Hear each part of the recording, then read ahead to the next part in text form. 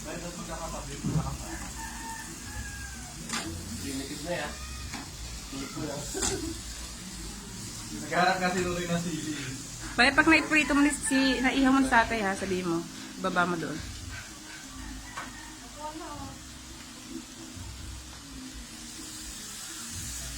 Mahirap kasi mag-ano ngayon na maraming bisita eh.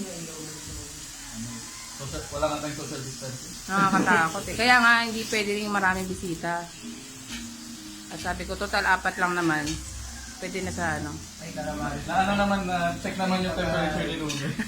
Na-check ba? Sabi ko kay Jericho, si Nunoy ba hindi naglalabas ng bahay yan? Ito masarap yung sigaw. Oo, pwede, pwede.